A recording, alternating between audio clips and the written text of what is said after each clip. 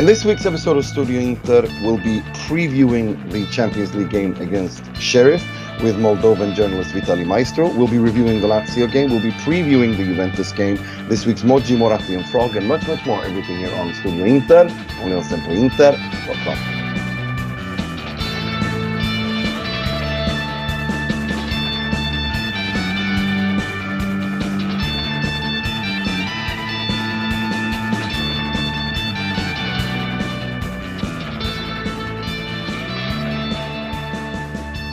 Benvenuti, bentornati to another edition of Studio Inter. I'm your host Nima Tavallaey, wishing you back after an international break that we as Inter fans wish had never taken place because, well, we'll get into why. But before we get into all of that, let me introduce my panelist. He's the SempreInter.com preview writer, Mr. Mohamed Nassar. Welcome, Mo. Hi. Much deflated and less positive mode than usual, but we'll try and work it through the podcast nevertheless. Of course. And we're also joined by SempreInter.com feature 5 things we learned about this week. 5 things we learned this week from Inter, Mr. Jake Smalley. Good evening. I'm a bit worried now because I'm not feeling very positive either. And I was kind of hoping Mo might cheer me up, but yeah, we'll see. Yeah, I don't think there's. That Lazio game was quite deflating because it kind of showed a lot of weaknesses that Inter have that have been kind of painted over. But before we get into all of that, we are very happy to be joined by a Moldovan journalist, Vitalie Maistru. He's a sports producer over on GMG Production in Moldova. Welcome, Vitalie. Hello to everybody. Hello. Nice to meet you. Nice to meet you too, and thank you for doing this because we don't know much about Sheriff Tiraspol, and we were hoping that you could maybe shed some light on the team and the club as a whole. Obviously, we all know that they defeated Real Madrid in probably one of the biggest upsets and shocks in Champions League history, if we're perfectly honest. For those of us who aren't well versed in Moldovan football, can you tell us a little bit about this team and this club? What kind of a team are they? I mean, are they a defensively solid team? Are they an attacking team? What kind of a team is Sheriff? If it depends which kind of question you want to, the answer you want to hear about this. The team is a little bit the truth. Yes, the idea that it can be a surprise for everybody because if you know a little bit about the history of this club and about our country, you know that Sheriff it's in a separatist zone for us, for example. And then also it's a known practically team for the journalists from here because we must pass border there, and for the press from the right side of Nassar of the river, it's a little bit difficult for us. We can meet players or coach or something like this when they play on the right side here in Chisinau and in other cities. So for me, for example, it was a surprise because I know what kind of player they buy for this season, but I was also surprised with the idea to playing in the Champions League and also to have a good evolution for the first matches in Champions League in playoff and the first match with Shakhtar. I was very surprised how they play with Real Madrid. So I think if you're asking me for the next match about Inter, I am thinking that the coach will not change so much in the team. I think that they'll play more defensively, but don't use the rule of where they don't park the bus in the defensive. I think that they will try to surprise everybody on the counter-attacks way, how they just do this in the last matches. For example, if we are asking about the national league here, it's a little bit difficult because all the teams now that they are playing offensively most of the times, because they have more experienced players and they have more, strong player in attack. If we try to compare the player that they have in other teams, most of the teams from here they try just only to play defensively when they play with Sheriff. I'm going to hand you over to Mo now. Mo, did you have a question for Vitalie? Yeah, so thanks, Vitalie, for coming on. I just wanted to ask, how optimistic? I mean, what is the dream of Sheriff? Is it really to take it game by game, or is this part of a project that the management and the ownership of the club have had over many years to reach this point? I mean, are they surprised by the success of the club, or is this part of a long-term project? And if it is part of a long-term project, is this plan now to play a certain way, and will they be afraid of Inter, or will they be just throwing caution to the wind and enjoying the games as they come one by one? I think that if you're asking about Inter, I don't know how they will aboard this match, but I'm for sure that they will try to play aggressively and not to lose. I'm for sure this, because the surprise that they made with Real Madrid and also with Shakhtar, because Shakhtar it's also a good team. So if you're asking me about the project, I said you that it is a separatist zone, and the power that they have, the management of this club, then they can I don't know how to explain you. I said it is a separatist one, and the laws that is here on the right side, they are not used there on the left side. They have their own president and all the things like this. And the owner of the club, they control everything on that side, and also they have more money than have on other clubs from here, from the right side in Chisinau, for example. So this is a project that he like very much football, the owner of Victor Gushan, that they like very much for football, and he invests a lot in the academy of the club. They have great condition to develop an academy there. So I'm not sure how will be in the future with the team, but I'm for sure that they will try to maintain this way how they are playing now, and also the idea for the future, what they want to promote in the future. So if they qualified now in Champions League, so I think that for the next season maybe they will try to do the best.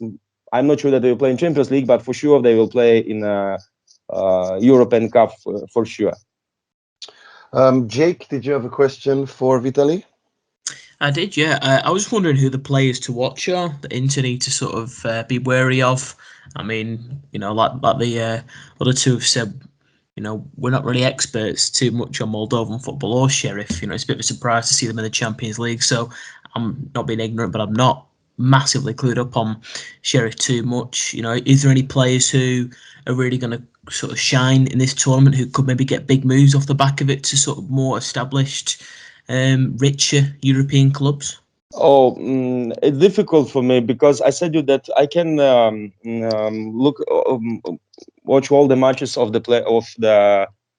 Sheriff, but how you watching the last matches, Castaneda is one of the best players that they have in the team now. Also, Andrei Dagok, also is a good player.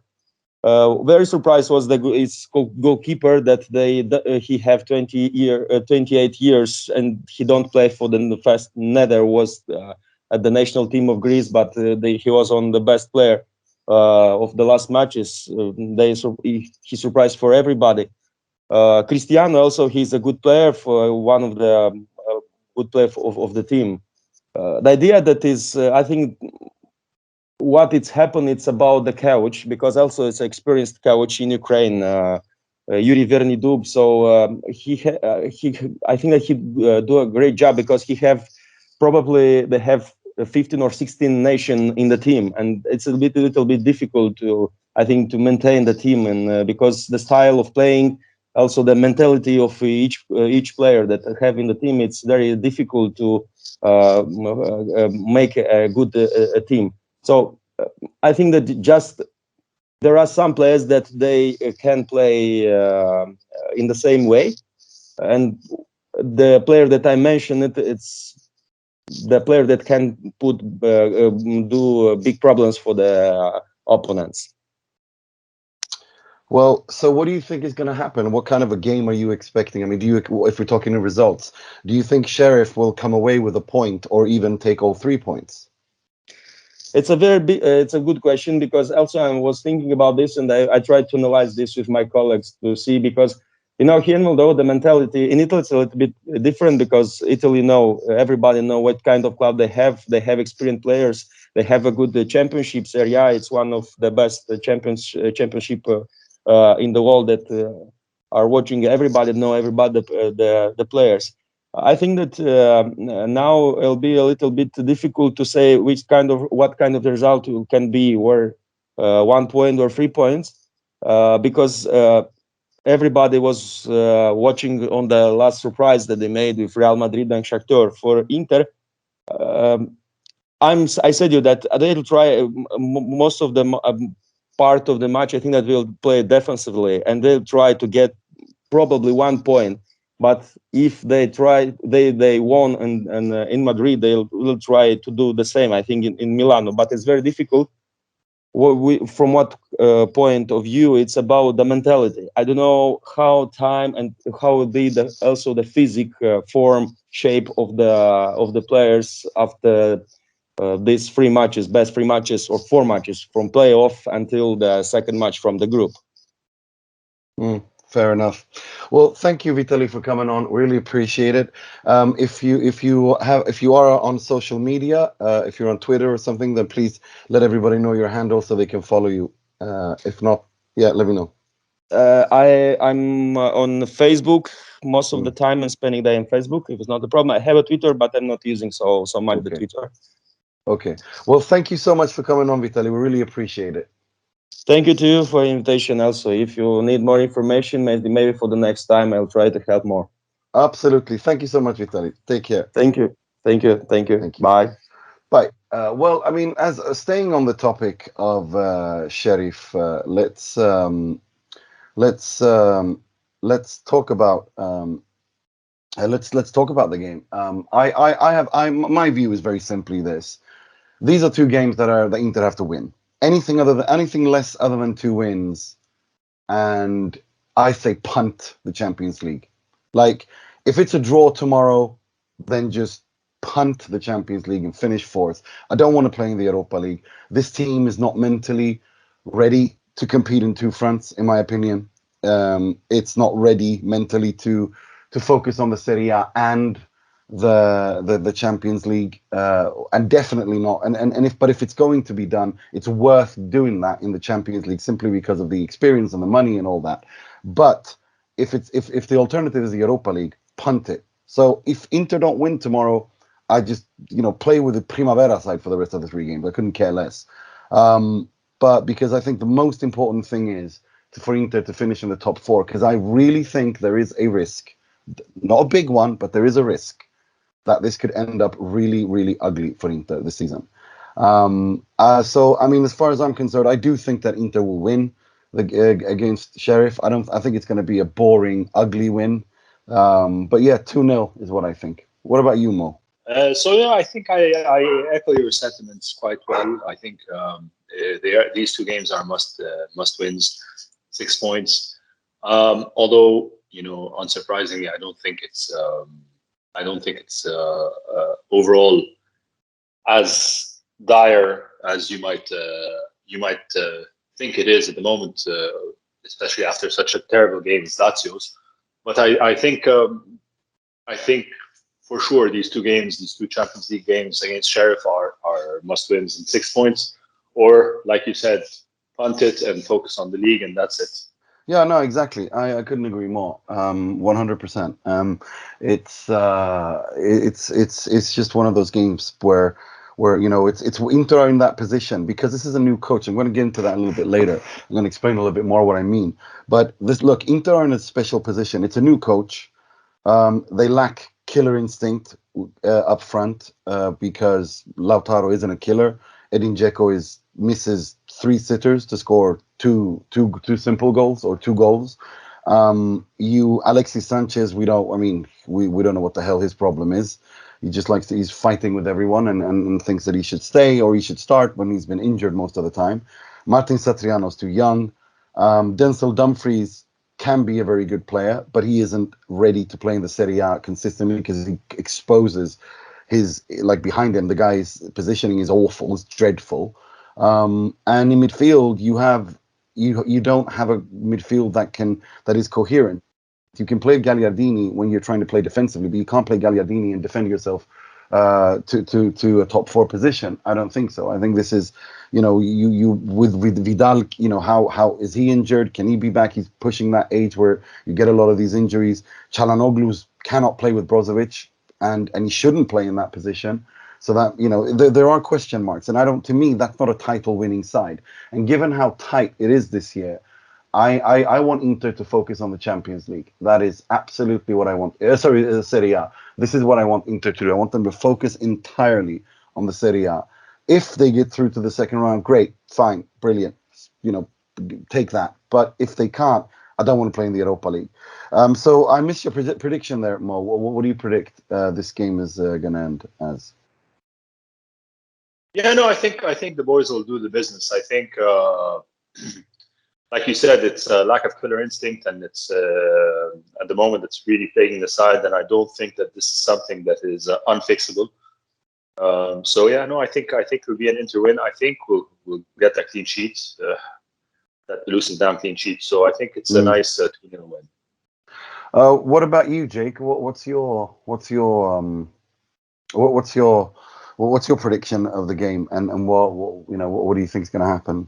And what's your thoughts on what I'm saying and what Mo's saying in terms of if we win, if Inter don't win, they should punt the Champions League moving forward? I think it's going to be a scrappy game. I think it's going to be pretty horrible to watch. I think being at home is quite helpful, given the situation with all the players coming back from international duty last week. That's the main reason for me why the game went the way it did on Saturday night.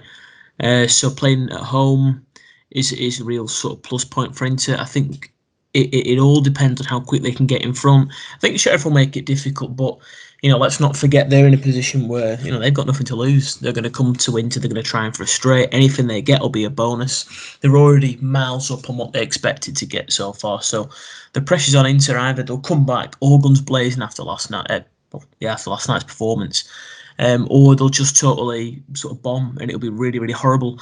I think it's going to be really difficult to watch because Inter never do these things simply. So I think they'll win. I think 1-0, really horrible, filthy, dirty, ill-gotten goal. And that's fine for me. I'm not bothered about stuff like that. I really want them to progress. Sorry? I really want them to progress. I just think that it's a big deal. I think I was watching the game earlier, the Atalanta game, and I was sort of, and the Napoli game as well, and I was just sort of thinking about all these sides at the top this year. It's going to be so hard for Inter to retain that title. Some of the things that you allude to there, I totally agree with. So I think what can be a real success this year is if they can just make it to the next round of the Champions League. But I totally agree with what you say. I think if they don't win in this midweek sort of spell, if they don't even win the home game, a draw or a defeat, I'd just sack it off completely, because trying to sort of get through the Champions League and sacrifice the top 4, because there is a possibility Inter could not finish top 4 this year. For what it's worth, I think they will, but it's more important that they're consistently finishing top 4 every season to allow them to recruit players, allow them to attract players in. So I think they'll win. I think it'll be 1-0. I think it'd be a really horrible game. I think I'll lose hair watching it, for sure. Yeah, no, I think that's a fair point. I mean, let's get into it then. Let's get into that Lazio game, because I have to say, I thought Inter played well for 70 minutes. I thought this was Inter's best away game for the season, and especially in the first half. Sure, Lazio, they had chances, but it felt like Inter were in control. I felt Inter were balanced for the first time this season. I felt they were in control of things. And then Bastoni lost his mind and did what he did, and I think that's something that we've seen this season with him. He's not quite in form, and maybe a spell on the bench instead, where Federico Di Marco plays in that left centre back role might be good for him to, just a little bit, just to regain his feet and to find his composure back, and mentally to work his way into form again, because I think he's been quite the liability. And I mean, other than that, after that, then Inter get anxious, and this is what I mean. They don't behave like champions. They get completely scared, and they act panicked. And we're going to get to that, to the ridiculous 2-1 goal as well. But it's you can't. It doesn't change the fact that Inter lost control of the game. after that. And you know, Inzaghi's substitutions have so far had great effect, but this was the first time where he really wasn't able to do anything. And I think Inter were worse off when he brought on Denzel Dumfries. And I think and the midfield is an issue. I mean, Çalhanoğlu, I don't understand why he wasn't played. Joaquin Correa, I'm sorry, but this is I was not excited when they signed him. I don't think that he is anything other than a YouTube compilation player. And I've said this for a long time. It looks individually, I think he's technically brilliant, but the guy is not concrete. He doesn't make assists, he doesn't score goals, he doesn't offer anything. It's like he had a Pazzini debut, for those of you who remember that. And then after that, he's kind of regressed back to the mean and is completely anonymous and doesn't offer anything in build-up play, doesn't offer anything in terms of attack. I don't understand why I think it's, again, Inter have signed another player, another dud from Lazio, from one of the Rome clubs, as is the tradition in Milan, for both clubs, to be honest, signing dud players for expensive money from Rome. But I'm really, really genuinely worried. I really am. So Mo, where you said you don't believe, you're not where I am. So let me know, why am I wrong? Yeah, no, because I think you answered yourself in your little rant in the beginning. You know, Inter played a very controlled, and we've been talking about. You have to remember, we've been talking about control for 2 seasons, 3 seasons now. It's been about control, and for the first time, they showed control of a match. I was super confident that they were going to see the game through. But the thing that makes the difference is, like you said, a lack of a killer instinct up in front of goal. And like Jake said, the South Americans had just arrived. I believe in the end they had to charter a flight for them. I'm not sure if this is exactly what had transpired in the end, but it was that touch and go to bring them back. So after an international break where Lautaro did, in fact, demonstrate a very strong killer instinct with Argentina, I think the problem is there. I think you're right in saying that for sure Bastoni is not on the same level as he was last year, but neither was De Vrij last year compared to the year before. And in the end, we made it work. I mean, Conte made it work. And you're also right in realizing that the midfield module still needs a lot of work, but also then again, it did need a lot of work last year at the same point in time as well. So I just think the fact that the team is showing more control, a bit more identity, a bit more of a cohesive and coherent way to transition the ball from the back all the way to the front in a very tricky away game is definitely something to hang your hat on, I think, is the correct phrase I'm looking for. I think if Inter had been able to kill off the game, score another goal in the first half and maybe even score a second goal right at the beginning of the second half, that's it. They definitely did generate the chances to do that. It's not like we scored that goal, that early goal, and nothing happened. No, they took ownership of the game. They took control of the game, and Lazio are a strong side. Sarri is a smart coach. They continue to push and push and push, and unfortunately, due to a lack of options, due to fatigue, due to issues in the midfield, insert in blank. But none of those are unfixable issues. And the most encouraging thing to me, the biggest unknown coming into the season for me was Simone Inzaghi. And seeing how Inter approached the game for those 65, 70 minutes, I believe this has answered a lot of questions in my mind about Inzaghi's ability to handle pressure and his intention in dominating and controlling games. And I think this is a good sign. The fact that the game, this certainly was not a 3-1 loss. I mean, it certainly is a 3-1 loss. Of course, the record books will say it's a 3-1 loss, but it wasn't a 3-1 loss game. It's a 1-1 at best. A 1-1 draw in Rome at worst, I should say. If Lazio had not scored that second goal, I believe that Inter would have been able to find the winner And that second goal certainly, regardless of the actual micro incident that happened in the lead up to the goal, I think it did come against the run of play. And I agree that Dumfries did not give much defensively, but the right flank started working offensively when the minute he got subbed on. So I think by and large, despite this game being an absolute disaster to watch, I couldn't even watch after they scored the third goal. I threw my phone away and got into a proper strop, But I think by and large, this was a decent interpretation of a match that, due to shit luck, got out of hand. So that's my rebuttal. Okay, Jake, you be the tiebreaker here. Well, to be honest with you, I was listening to Mo then, and I thought, I'm kind of starting to agree with him a little bit, but I'm not going to give him the satisfaction because I was really annoyed after watching the game yesterday. It really frustrated me. I think in an ideal world, I mentioned this sort of briefly last week. The issue for me goes into the fact that you've got a team coming into a new season who's missing really key players, brand new manager, and they just not got going at all. There's international breaks, there's Champions League games, and the Champions League is obviously weighing heavy on the club. This issue they can't progress into the knockout phases is a serious problem.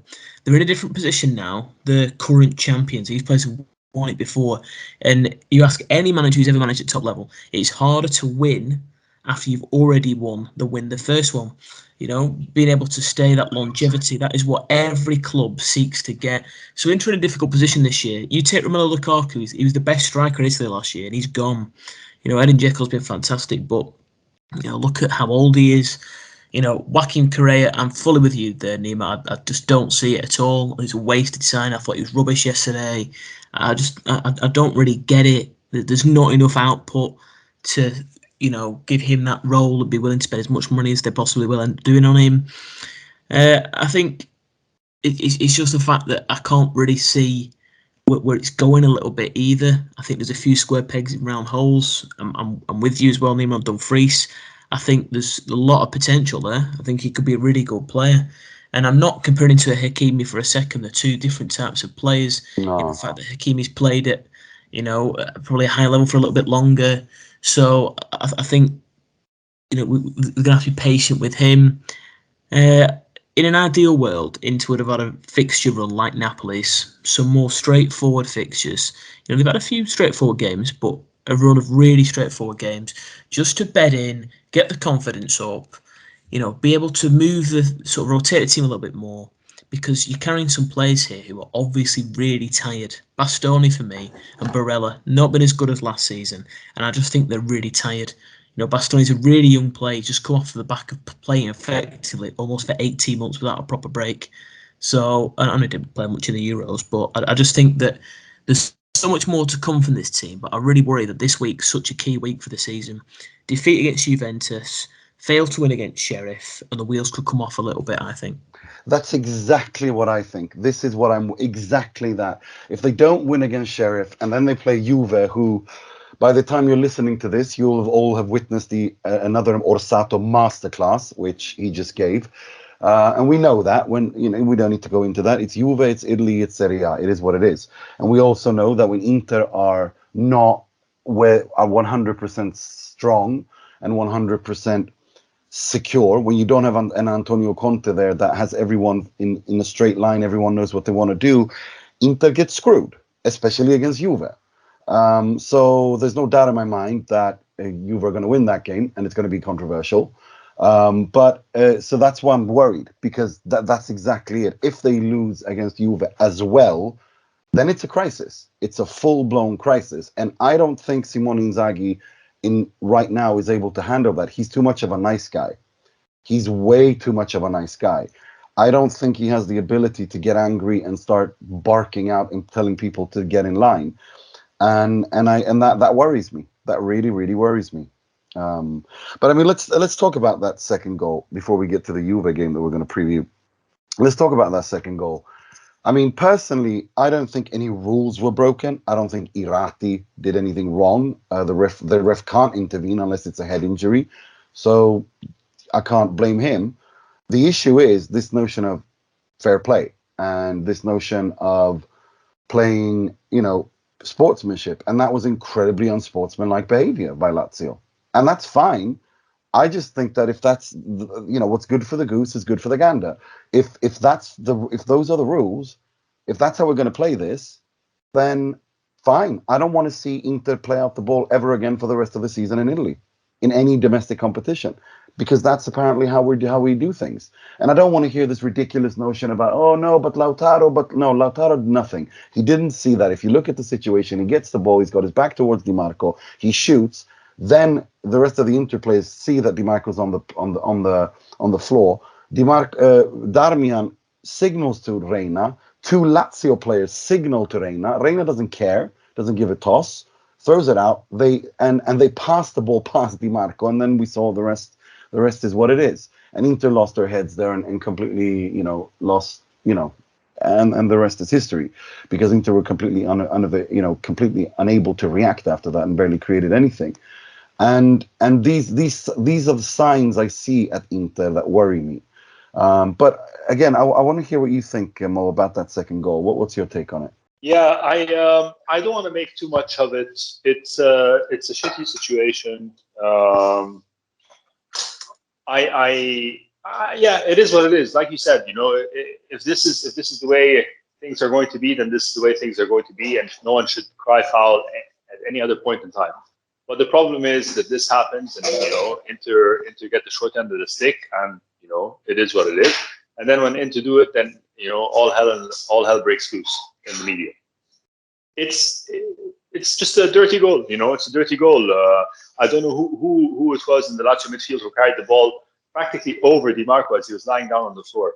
Now, whether Di Marco was simulating or not, it wasn't like Di Marco had just simulated an injury in the middle of a Lazio attack to try and kill time. He came down in possession for Inter. Inter had the ball, so it's just common courtesy. You don't start building an attack from your goalkeeper with another team's players clearly on the floor. It's just it's not right. But again, like you said, no rules are broken. It is what it is. But yeah. If this is how it's going to be, then this is how it's going to be.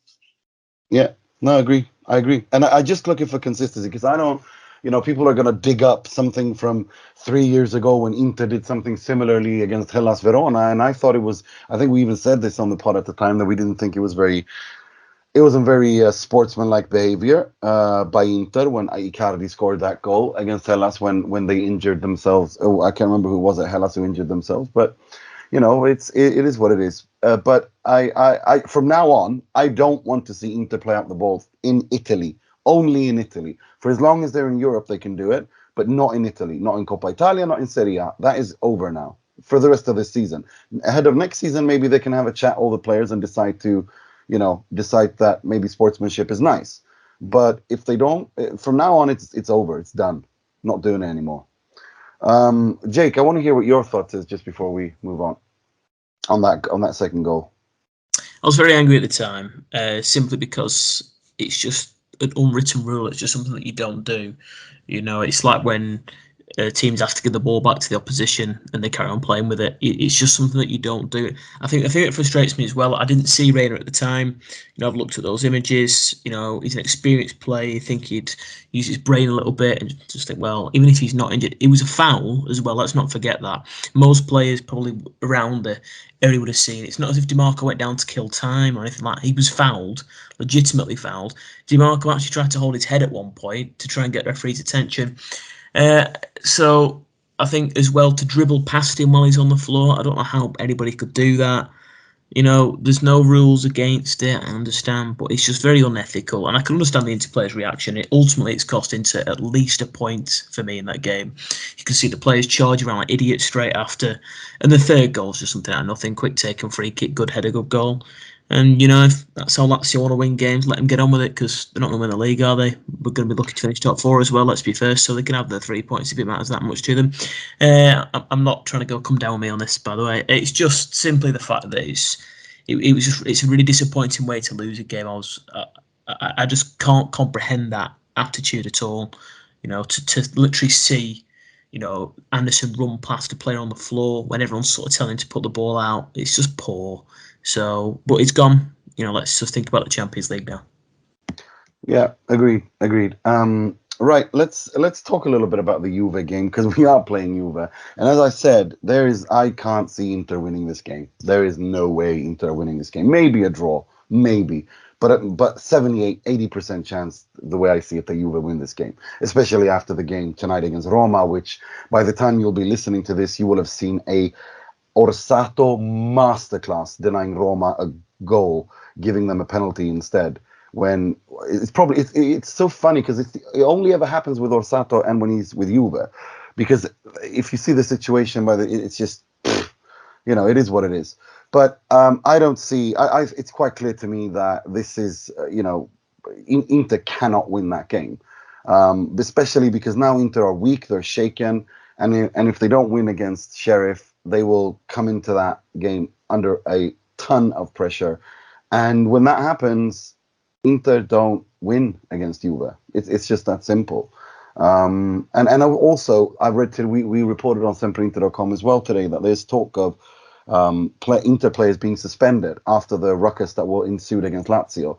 So expect the usual nonsense around Wednesday, Thursday, on maybe Lautaro, Vecino, I don't know who else who was involved in that, Dumfries getting suspended for the Juve game as well. So there's no. That's the way I see it.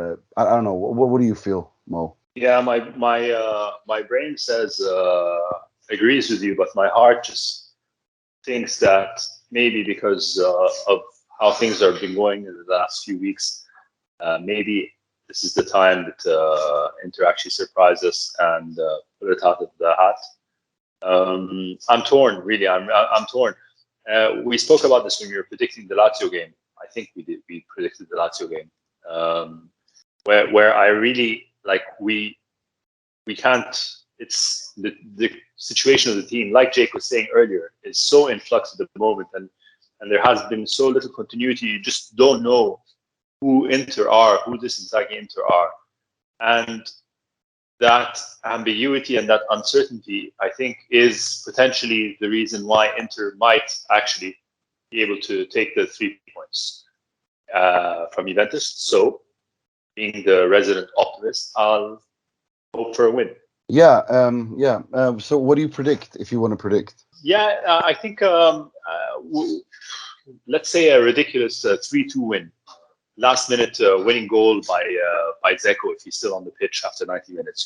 So I think potentially that, or even Vidal makes it back from injury and scores against his old club, winning the 3 points, winning the game for Inter. Let's say that. Even more ridiculous. So. I hope you're right. I'm going to say I think Inter are going to lose 2-0. It's going to be, or actually no, 1-0. It's going to be 1-0. They're going to get a penalty. Someone Inter player is going to get sent off. It's going to be completely horrible, and he's not even going to check it on VAR, and it's going to be one of those games. What about you, Jake? What do you think? This is without a doubt the most cynical and negative pod I've been on, by the way. I'm sorry, man. Try not to cry. No, don't cry. No, it's not that. It's just that we've seen this movie before. We've all seen this movie before. Mo and I have supported Inter since '89, and we know you kind of learn where you are, and you understand to read the signs. And unfortunately, I see that I don't see Inter, maybe a point, but no way they're winning against Juve. It's just not. It's just not going to happen. To be honest, I couldn't agree with you more. I just the way that I see it, I'm having flashbacks a bit to the back end of last season when the only thing Inter really could have done to top the season off is beat Juve home and away, and they weren't even allowed to do that due to some shoddy refereeing. I can see the exact same thing happening. I've watched Inter last 4 or 5 years. Every time they play Juventus, it's a tight game, a bad call, and we've seen it all before. And now it's at a crunch time where Inter could do to win some games and really push on. I just don't think they've got the resilience like they did last season. I think Juve are only going to get better game on game too, as luck sort of helps them, and a little bit more sort of chemistry with Allegri going back in there, sort of tinkering and finding what he wants. So I think Inter will get beat. I don't like predicting them to lose, so I'm going to predict 1-1. because I don't want to say they're going to lose because I don't want to jinx them. Well, I hope you're right. Right. Let's. So Mo says they're gonna win. I'm gonna say Inter gonna lose, and you got a draw there. So you got everything there. You got everything covered. So let's move on to the part of the show where we pay tribute, rip the piss out of, and criticize someone or something heavily in the world of football. Starting with the positivity. This week's Moratti, presented by Mr. Mohamed Nassar. He works a lot. He's intelligent and. He surprises people sometimes with his ideas. Not easy to find one person of these qualities. Yeah, it's a very difficult week to find any sort of silver lining. I think being a real fan of the imagery and visuals, I think Dumfries taking Felipe Anderson by the lapel and almost cocking his arm to give him a straight right to the face.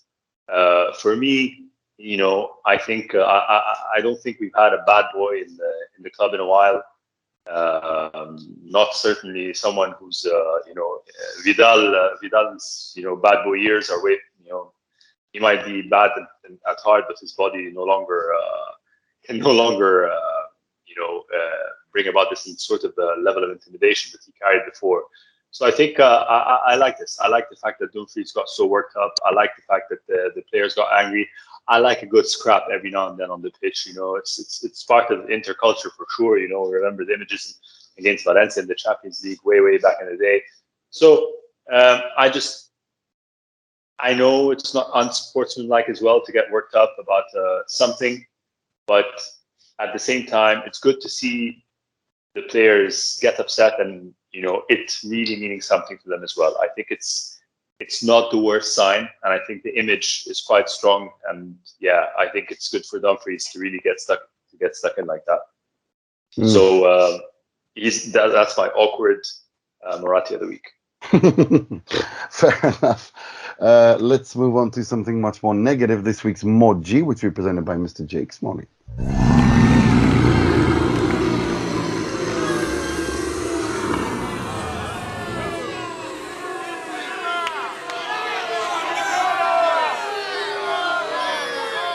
We had another rather unsavoury incident in the Lazio game with Denzel Dumfries being subjected to some more racist abuse. I think we've discussed this many times and it's been discussed to death, but things need to start changing.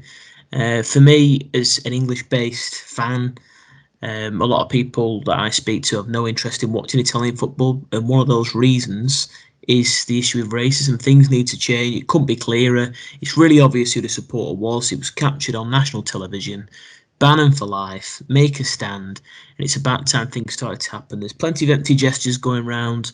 There's plenty of, we need to do more. Let's just stop the talk. Let's just call for some action. Ban the fan for life. And it's just disgraceful to see. No, it really is. And you can see that he's monkey chant, like he's literally doing ooh, ooh, ooh, like that to Dumfries, and he's caught on camera, and it's disgusting, and it's exhausting that we have to see this week in, week out. We've already had a couple of these against Koulibaly and other players, and Magnan. I mean, it's exhausting. It really is exhausting, and enough is enough. They don't. The reason why they do this is because there are no repercussions, and ban him for life. You cannot behave like that. It's as simple as that. It's not a human right to attend a football game. It's a privilege. And if you can't behave, that privilege is revoked. It's as simple as that. And clearly, when you monkey chant someone, whether or not you're racist or not, or what, it doesn't matter. It's a racist act. Whether you're, when Cagliari did it against Lukaku and Curva Nord, Milan's brain trust decided to explain to Lukaku that no, they're not really racist. They're trying to, get you off your balance mentally, defending Cagliari's fans for doing monkey chants against Romelu Lukaku. No, it's a racist act. Simple as, end of, full stop. And if you do that, you're not welcome at a football pitch ever again. I mean, it's as simple as that, really. Doesn't get much simpler than that. Right, let's move on to something much more comical. This week's Frog, which I'll be presenting myself. È clamoroso! Autogol di Ranocchia! Again, it's the Lazio game. It was quite eventful. It has to be Luis Felipe, because a part of me feels bad for him. really, really do feel bad for him, because it's quite clear that he is very good friends with Joaquin Correa. Afterwards he's apologized. Correa's come out and explained it. They're very good friends. In fact, he said he was their best friends, and Patrick said the three of them are like the closest friends in the world. And he clearly didn't want to wind Correa up, but he did the most asinine, stupid frog thing ever, jumping on top of Correa, as if what's Correa going to do, celebrate with you? I mean, it was stupid from start to finish, and it was such a frog moment, and I felt bad for the guy because he was genuinely upset. He didn't mean it like that. But as far as I'm concerned, the situation's over, and we call it, they both apologized. It's not the end of the world. So let's move on. Right. That's all we had time for this week. I'd like to thank Vitalie Maistru for joining us. I'd like to thank you, Mo. Yeah, thank you very much. Good episode, or a good way to, exercise the demons of that Lazio loss. So thank you for having me on. So, I mean, it was a really frustrating game. I think it was one of those games. It was one of the most frustrating defeats I've seen from Inter. Agreed, I don't know. Agreed. It really was. And I'd like to thank you, Jake. Yeah, thank you. I feel a bit better now, actually, myself. I am going to have a little look through La Repubblica as well. That might make me feel a bit better too, because it's been a bit of an incident, hasn't there? Yeah, I was gonna. Before we go, I want to talk about that, because I wrote that in my little plan. I wanna ask what you guys feel about it before we go. Actually, I want to talk about that. I am all in favor of Mauro Icardi returning to Inter without Wanda Nara. Like, if they're divorced and they're arguing on social media and she's calling him names, and I would take him back in a heartbeat. What about you, Mo? What would you? I wouldn't not take him because of any sort of sentimental reasons or hard feelings or whatever. I love Icardi. I think his contributions in terms of goal scoring over the years is really something that was one light in a very, very dark tunnel for a long, long time. So I personally will forever be grateful. But I don't know if Icardi is the type of player that can really be part of the modern game anymore. For you to have a striker up front today, part of a complete system, they need to do more than just have 4 or 5 touches a game. They need to be more involved in the build-up play. They need to be more technically capable. So I don't know if we take Icardi again today, if the team as a unit can be as strong as it is. I mean, as it was with Lukaku, or it possibly is with Dzeko, who really does contribute a lot in the build-up play, despite being a lot more profligate in front of goals. So I don't know. I'll have to think it through.